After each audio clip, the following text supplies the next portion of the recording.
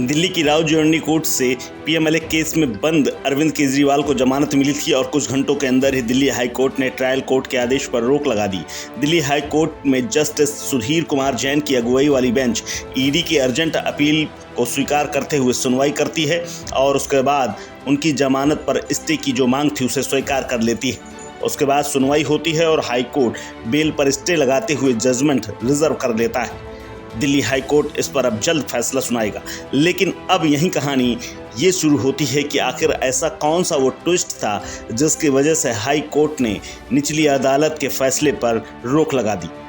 दरअसल दिल्ली के सीएम अरविंद केजरीवाल की तरफ से सुप्रीम कोर्ट के सीनियर लॉयर अभिषेक मनु सिंघवी तो वहीं ईडी की तरफ से एएसवी राजू दलीलें पेश कर रहे थे। वहीं दिल्ली हाई कोर्ट में दोनों जज जस्टिस सुधीर कुमार जैन और जस्टिस रविंद्र डुडेजा की बेंच ने इसकी सुनवाई की। ईडी ने इस दौरान जो पेंच फंसाया उसको लेकर बहस हुई और यही एक सबसे बड़ा पेंच है। दरअसल हाई कोर्ट में ईडी ने ये कहा कि संवैधानिक पद जमानत का अधिकार नहीं देता।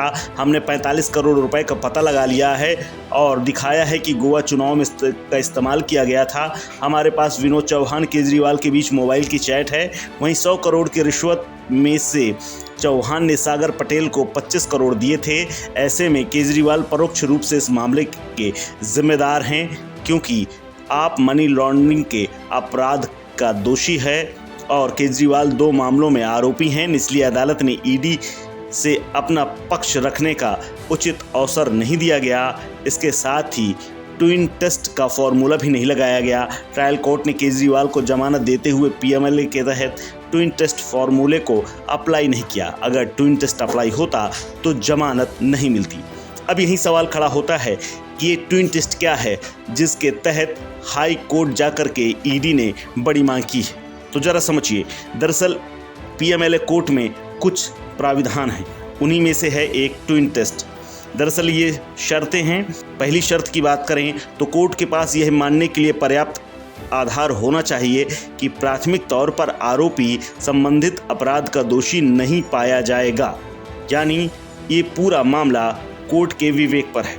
इसके अलावा दूसरा जो टेस्ट है उसमें यह कहा गया है कि आरोपी को यदि जमानत मिलती है तो उसके जमानत पर रहते हुए भविष्य में इस तरीके के किसी अपराध करने की आशंका नहीं है।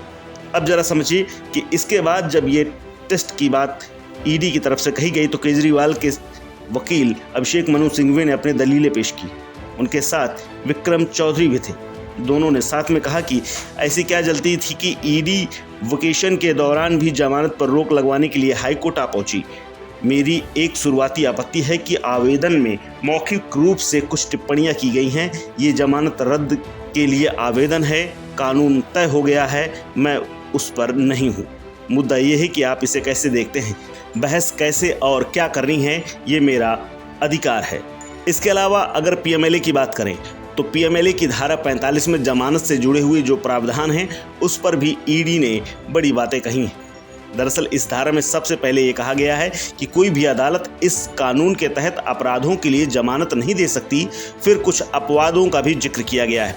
दरअसल धारा 45 के मुताबिक पीएमएलए के तहत जेल में बंद आरोपी की जमानत याचिका पर सुनवाई करने से पहले कोर्ट को पब्लिक प्रोसिक्यूटर यानी सरकारी वकील को सुनना अनिवार्य है।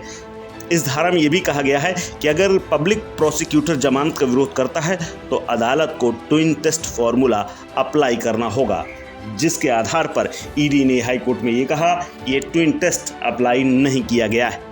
हमने ये कहा कि अरविंद केजरीवाल के खिलाफ पुख्ता सबूत है कि उन्होंने पीएमएलए का ऑफेंस किया और न केवल स्टेटमेंट्स नहीं है, केवल अप्रूवर के स्टेटमेंट नहीं है, विटनेस के स्टेटमेंट्स है और अलग डॉक्यूमेंट्री एविडेंस है और काफ़ी मटेरियल है जिसके हिसाब से इसके खिलाफ ऑफेंस बनता है। सर ये भी कहा कि उन्होंने 100 करोड़ रुपए ब्राइब की डिमांड की है।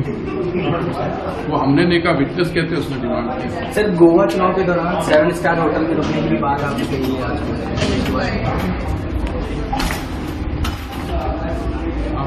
वो तो आपने सुनी है ना।